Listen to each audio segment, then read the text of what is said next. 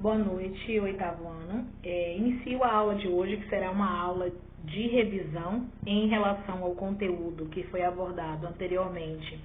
Poder e nação, né? O Brasil imperial e a construção de uma nação.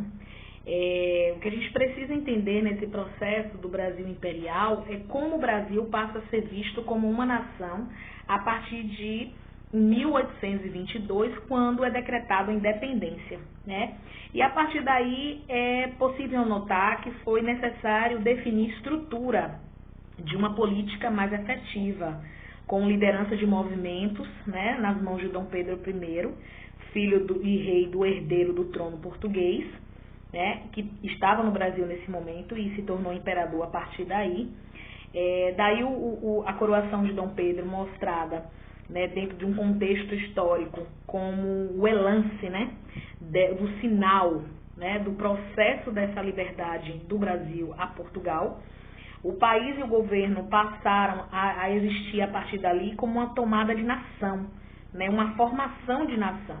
E a partir daí era necessário entender como esse Estado imperial e nação brasileira no século XIX, ele passa a ser formalizado, ele passa a existir. Aqui a gente vê a imagem da coroação de Dom Pedro I, né, quando ele é coroado após a independência como imperador.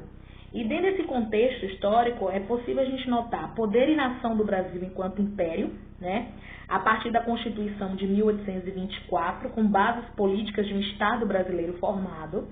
O governo de Dom Pedro, que ele vai de 1822 a 1831, quando ele abdica, né, por necessidade de assumir ao trono de Portugal. O governo de Dom Pedro II, seu filho, que vai de 1840 a 1889, quando é proclamada a República em 15 de novembro, e as relações internacionais do Brasil Império, bem como a Guerra do Paraguai, né? Na relação econômica, a gente vai ter a produção e o trabalho no Brasil Imperial, enquanto as posses de terras do Brasil Imperial, a economia brasileira que ali se remetia naquele momento, a escravidão do Brasil no século XIX, a gente vai ter essa relação de conduta de entendimento, bem como a abolição do tráfico negreiro e a escravidão no Brasil, que a gente sabe que foi algo que não foi fácil, não foi da noite para o dia, né? Essa relação. No primeiro momento a gente vai entender que o Brasil ele passou por vários processos relacionados à abolição e que não foi de fato efetiva, como é Eusébio de Queiroz, né, que é a primeira lei datada em relação ao tráfico negreiro, e mesmo assim o Brasil continuava a exercer essa função, né, bem como as outras leis, a lei do sexagenário, a lei do ventre livre, né, que foram leis que se tiveram presente e que de certa forma não foram obedecidas, não foram seguidas da forma que é efetiva. E em 1888, em 13 de maio, a Lei Áurea ela é empregada e mesmo assim, sua Constituição ela não é tão levada a sério, que a gente vê todo um processo de marginalização do negro não efetivo numa sociedade. Então, demarcando ali o seu espaço do embranquecer, né, relativizado. A vinda dos imigrantes também, a partir desse processo da baixa da escravidão em 1888, né, em 1889, em 15 de maio, anúncio da proclamação da República, e esse chamado trabalho livre, entre aspas, assalariado, era escolhido a dedo, selecionado para que essas pessoas não tivessem nenhum nível intelectual, né, que viessem a reclamar de qualquer dano ou conduta ou precariedade que sofresse. Então, essa condição do Brasil enquanto império é interessante a gente pensar, até para a gente entender o processo do poder e nação do Brasil enquanto império, né? A gente vai ter aqui uma relação de como é que o Brasil se torna uma nação. Povo, uma identidade formada, igual a mais um território, é igual a nação. Então, necessita-se de uma população efetiva, que tenha uma identificação, né? Ela se identifique, e nosso Brasil, ele é macro nessa diversidade, né? Ele tem uma questão de uma diversidade muito ampla nesse contexto. A gente tem desde o nordestino ao gaúcho, né?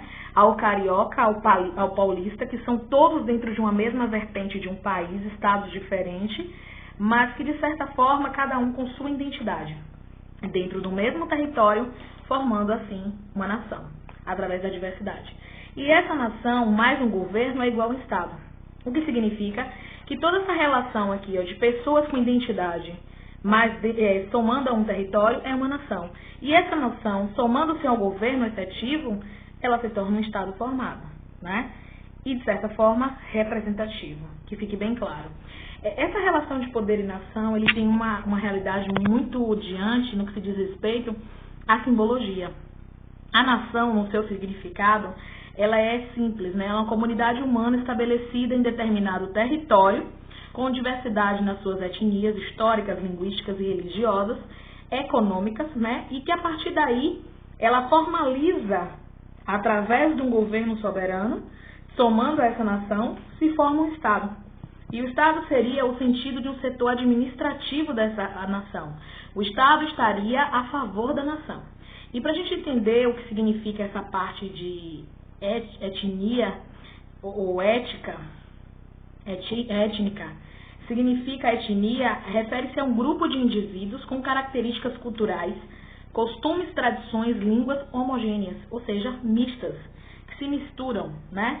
Que mesmo sendo gaúcho, nordestino, paulista, carioca, na sua nacionalidade, são todos brasileiros. Dentro dessa relação, a gente vai ter a relação também da Constituinte, né? A Constituição de 1824, que é entre o absolutismo total de Dom Pedro I e o liberalismo. São as questões que se sobressaíram a partir daí do início do processo histórico da independência, né? Na década do século XIX, a partir do momento da vinda da família real até o processo em que Portugal liberta o Brasil, né, enquanto colônia, e o Brasil se torna independente. Dentro dessa relação, que a gente tem a imagem de Dom Pedro I, né, a gente vai ver a formação da Assembleia Constituinte, as propostas que ali se propuseram, e a gente vai entender também que dentro desse propósito, a gente vai entender que Dom Pedro I, ele cria o poder moderador, poder supremo, né, em destaque.